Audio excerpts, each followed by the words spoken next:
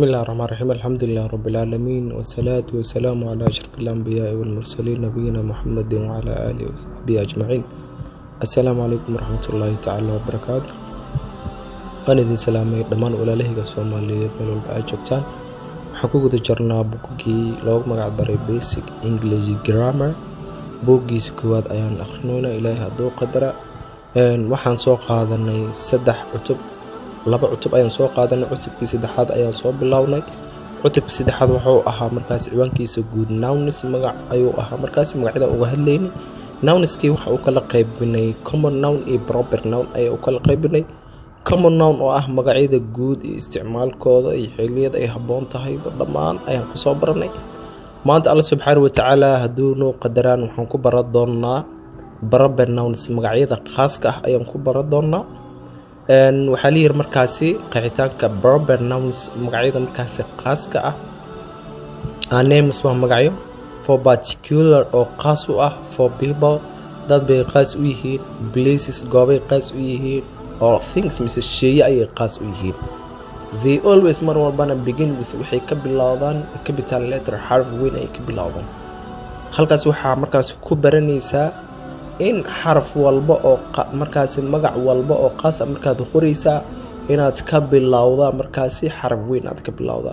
haddii aad markaas degdeg uu kugu jiro markaad wax qoraysid iyo hadduusan markaas degdeg uusan kugu jirinba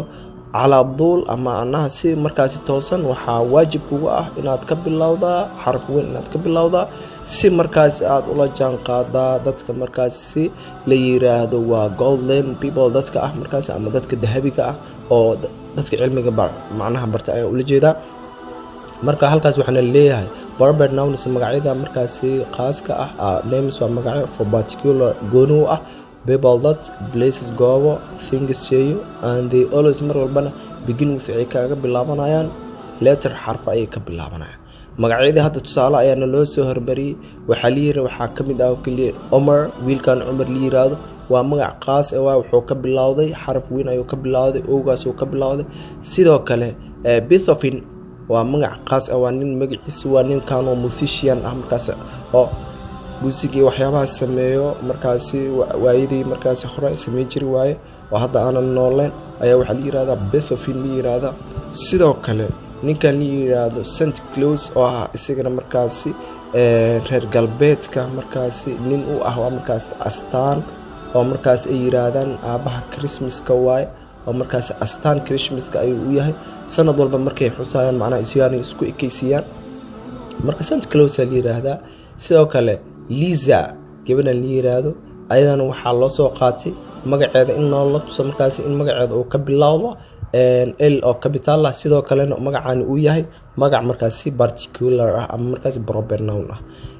welfare kan waxa la yiri hiya halkaani some more names, halkan waxaa kugu xusan magacyo badan oo markaasi oo of people oo dad ah ayaa ku xusan. shayna ma xayawaano ma qof waay waa kuwan waxaa kamid Alibaba ayaa kamid Florence Nightingale ayaa kamid Derek Jeter ayaa kamid Pauline ayaa kamid Johnny Depp ayaa kamid Betty ayaa kamid Harry Potter ayaa kamid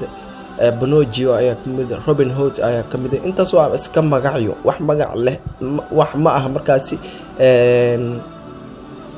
magacyo oo macnaha magac oo leh ma aha, macno leh ma aha, waa magac magacaado leedahay magaciiga magac macallimiintaada magaca hooyada aaba magacyadaas oo lagu soo taxwaala. inkastoo ay yihiin dad hadda meeshaan caan ah oo dad qaar website ay leeyihiin, dad fanaan ay yihiin, dad markaasi macallimiin ay yihiin, dad markaasi engineer yihiin, kuwa lacag markaasi leh ay ku jiraan, laakiin kaliya macnaha waxa halkan lagu muujinayo waxaana inay magac ay yihiin uusan hadda markaas title waxba aan kala qaadan. your own name magacaaga adiga ku gooni ah, and the names magacyada of your friends is saaxiibadaaba are proper nouns oo magacyo markaas qaas ah too. sidoo kale intaas bartaas uga waliir waayahay aan ka sii gudubno the names magacyada of countries ee wadamada wadan walbo adduunkan ku yaala magacyadooda and their people iyo dadka oo ku noolba are also proper nouns waa magacyo markaasi qaas ah. tusaale hadda inta badan haddaan u soo qaadana dalkeena magaciisa waxa waaye Soomaaliya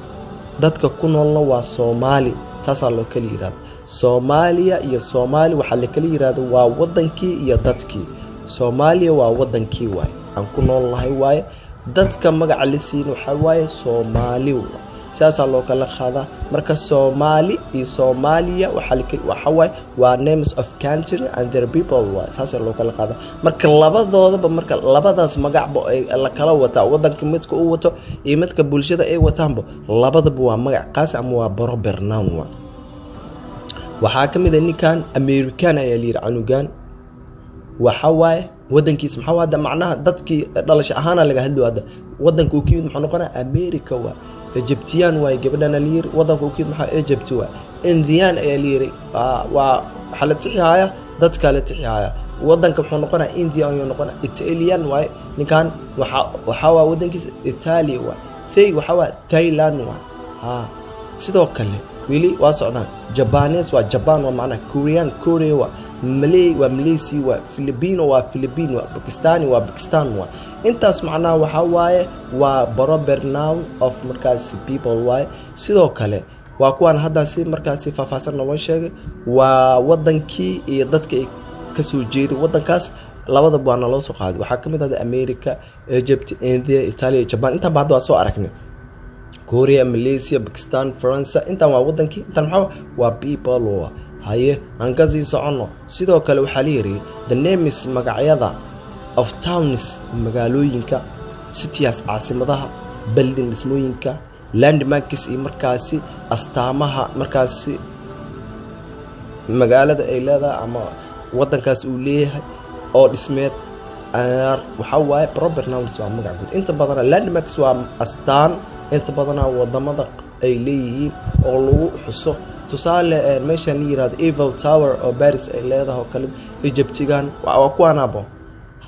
Hong Kong astaantan dhismahan waxa lagu yaqaana waa Hong Kong ayaa lagu yaqaana Hong Kong dhismahan maadaama lagu yaqaano dhismahan magacyadooda waxa la yiraahdaa waa landmarks la yiraahdaa Egypt waxa lagu yaqaana dhismahan lagu yaqaana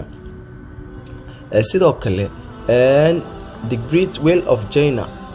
derbigan dheer oo ay leedahay China ayaga astaan ay u tahay the Statue of Liberty waxay astaan u tahay markaas America ay astaan u tahay sidoo kale Tokyo sidoo kale Sydney waxaan oo dhan waa astaamo sidoo kale waxa ka maqan mid ay leeyahay markaas London mid leh ayaa jirto oo markaas UK markaas oo ah garaangar wareegsan oo kale Paris oo kale waa ka maqan dhamaan intaas oo kale waxay yihiin markaas waxa waaye waa astaamo waa kana Bangkok London New York Paris waxa la tirnaa hadda markaas caasimadihii iyo waxa la tirnaa markaas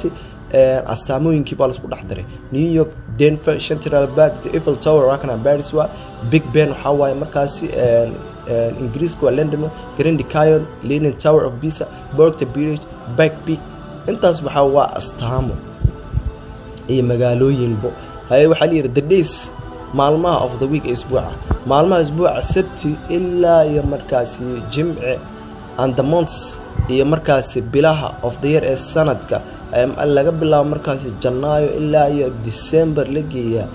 waxay yihiin proper nouns waa magacyo guud ayaa la yiri haye days magac sanad maalmihii waa kuwana inkastoo ay ka bilaabeen axad ay sabtina ay u dambeysiyeen laakiin anaga waxaan ka soo bilaabanaa sabti jimcaha noogu dhameys waa sabti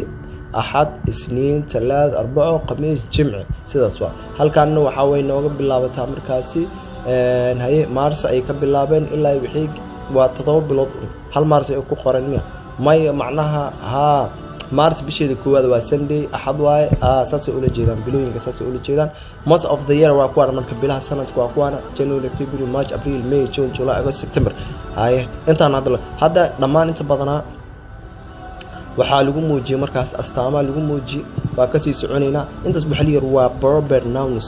waxa lagu yiri January waxa liir is the first month of the year waa bisha ugu horeyso sanadka ee liir Sunday no axadan waxa liir wuxuu ku soo qoray first day of the week ay u yiri markaas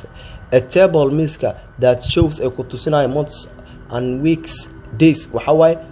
waaye horaad u soo qaato ula jeedaa macnaha table ku tusinayo shaxdaasi sidoo kale waxa the names magacyada of mountains buuraha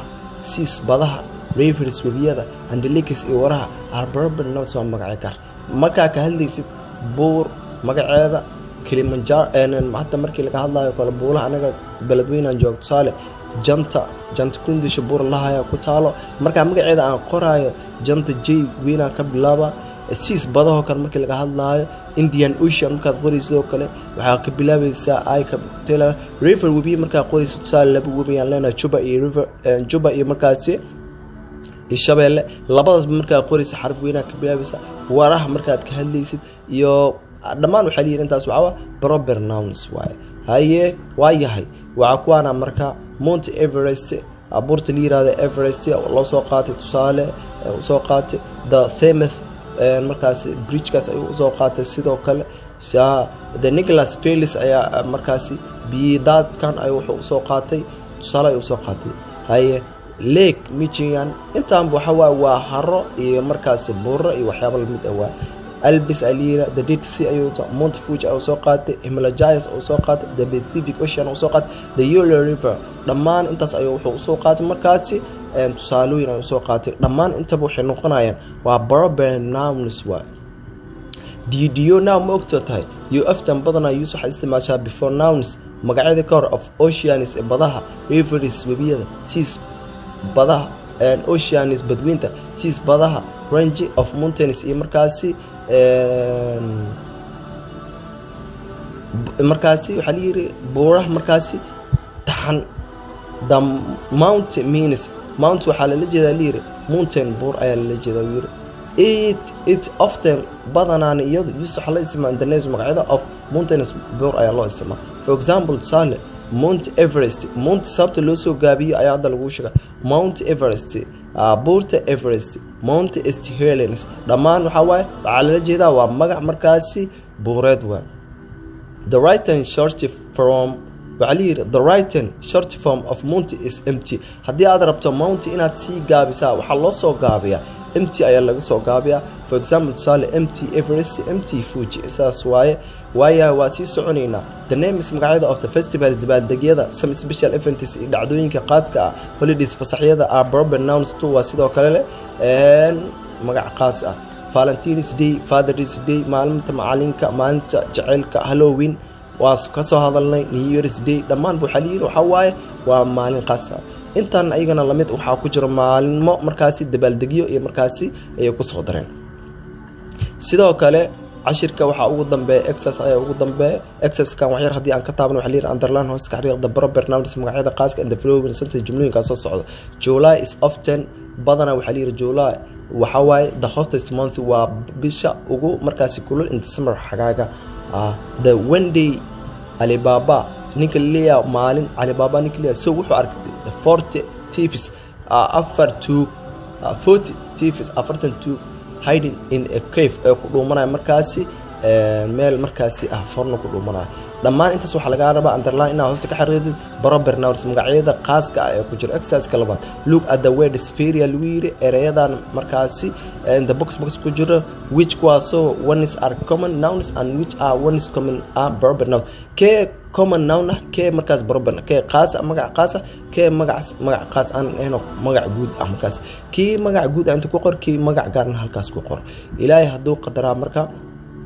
exercise saddexaad waxa lagu yiri write qorsiir ku qor for the common noun or ama waxaad ku qortaa b for proper noun the blank before each noun magac walba waxa la yiri c ku qor la yiri hadii common ona tahay common wax ku c ala la jeeda b hadii tan b ku qor the white house common noun miya miswa proper noun adaa laga raba green trees dhar cagaaran haye common noun miya adaa laga raba wixii common noun waxa ku garanaysaa adigoo iswaalin markaasi capital letters ka laga bilaabay exercise ka afraad waxa lagu yiri underline hoos ka xidhiidh nouns magacyada kaasoo should be capitalized ay tahay in la weyneeyo ama markaas xarf weyn laga dhiga circle hoosna ka xiriir the nouns magacyada should be not capitalized aanan ahayn in markaasi xarf weyn laga dhiga haye sidoo kale waxa la yiri halkaas ayaa markaasi noogu joogaysa cashirkeena maanta salaamu alaykum